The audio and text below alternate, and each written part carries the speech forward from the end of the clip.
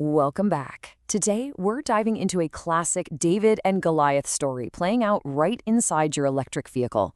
It's actually a brilliant piece of modern engineering irony. Think about it. You've got this massive, powerhouse, high-voltage battery driving the car. But that absolute beast, it's completely at the mercy of a tiny, seemingly fragile 14-volt electrical system. We're talking about the invisible lifeline of modern EVs. So, you might be wondering, why on earth does a ridiculously powerful EV rely on a tiny 14-volt battery just to survive? Well, when we look at the electrical circuit and communication network layer, sure, the high-voltage pack provides the muscle to actually spin the wheels, but the brains and the nervous system, that's your battery management system, the entire sensor network, and those absolutely critical high-voltage contactor coils.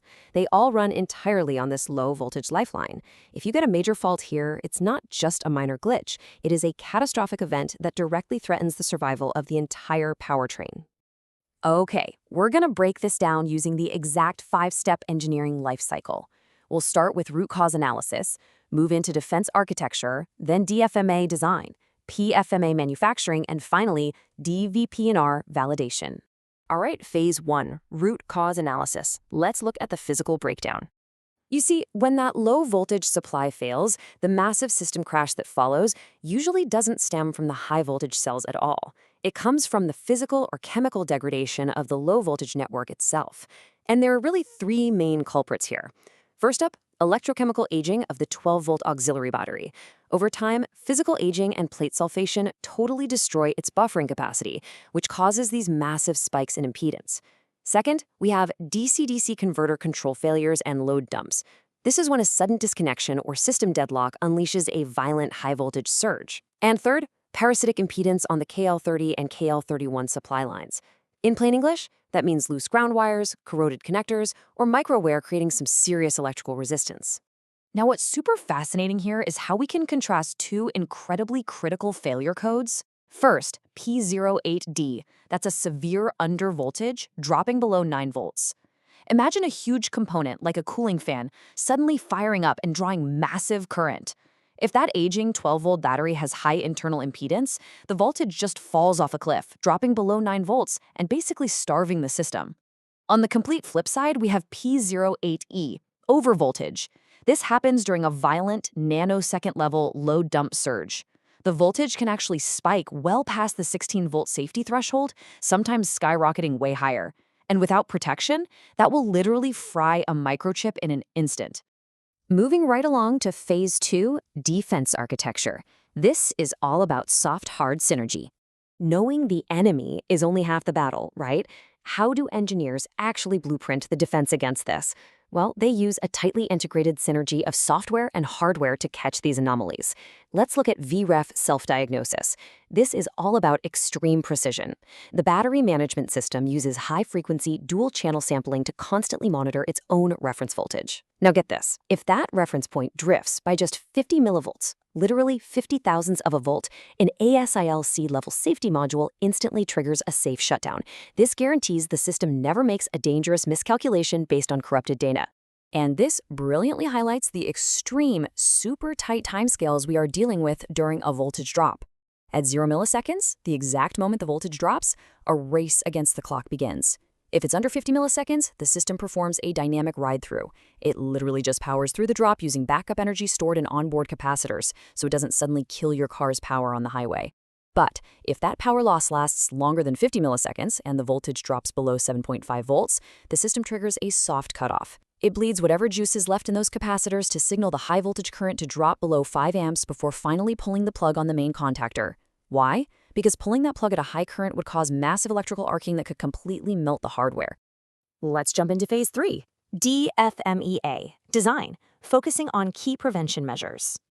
Over on the design side, engineers have to physically build a fortress right on the circuit board to handle what they classify as a severity 8 threat. It's serious stuff. To combat those massive 100-volt load dump surges we talked about earlier, they integrate PMOSFETs with heavy-duty bidirectional TVS arrays. These components basically act like lightning rods and shock absorbers combined, instantly clamping down on that extreme overvoltage. And for sudden brownouts, where a microcontroller might just die and corrupt critical flash memory, they pack the board with low ESR capacitors.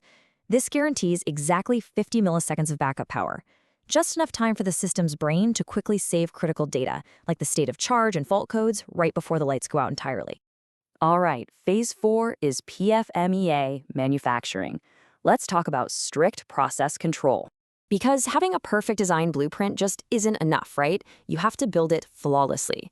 The assembly line is locked down with some extreme anti-chaos measures. Step 1, they use strict temperature controls during reflow soldering, paired with 100% 3D automated optical inspection. They are hunting down microscopic solder microcracks before the board ever leaves the factory. Step 2, the entire PCBA gets a vacuum-sealed conformal coating. This absolutely banishes any humidity or condensation that could cause an electrical leak. And finally, Step 3 deals with the human element. They use smart servo torque wrenches that dynamically track the rotation angle to ensure a perfect 9.0 Newton-meter ground connection. No loose grounds, no parasitic impedance. And finally, we hit phase 5, DVPNR validation, the ultimate test. This is the true proving ground. These freshly minted circuit boards are subjected to absolute torture to guarantee they will survive in the real world. To prove the manufacturing process actually worked, the hardware is blasted with 500 hours of extreme thermal shock. We're talking rapid, violent swings from -40 all the way up to 85 degrees Celsius, all while being heavily vibrated. After 500 hours, engineers literally slice the solder joints open and put them under a microscope just to make absolutely sure those microscopic connections won't crack over the entire lifespan of your car. But they don't stop there. They also unleash some extreme electrical violence. The system gets slammed with a massive 100-volt load dump surge for a full 400 milliseconds. This is a brutal test. It demands that the TVS protective matrix we saw in the design phase actively clamps down on the shock and absorbs the energy in nanoseconds. And it has to do this without a single component failing or burning out. There is literally zero margin for error here. But what if the absolute worst happens? What if every single line of defense fails? Voltage plummets below that critical 7.5-volt threshold and the software totally crashes. Well, the designers built in one final failsafe, the hardware under voltage lockout, or UVLO.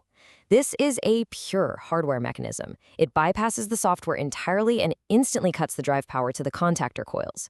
This specifically prevents what engineers call chattering, which is when the contactors wildly and uncontrollably open and close. Stopping that chatter prevents a catastrophic, pack-destroying electrical arc from forming inside the high-voltage battery. So I want to leave you with a thought. When we talk about EVs, we're always obsessing over high voltage, massive battery packs, and crazy horsepower numbers. But is that really the true heart of the vehicle? Sure, the massive high-voltage battery gets all the glory. But the thing that actually keeps the whole powertrain from completely falling apart, it's the meticulous, obsessive engineering of that tiny, invisible 14-volt network. It is that tiny, heavily armored system that truly keeps you safe out there on the road. Definitely something to think about the next time you hit the accelerator.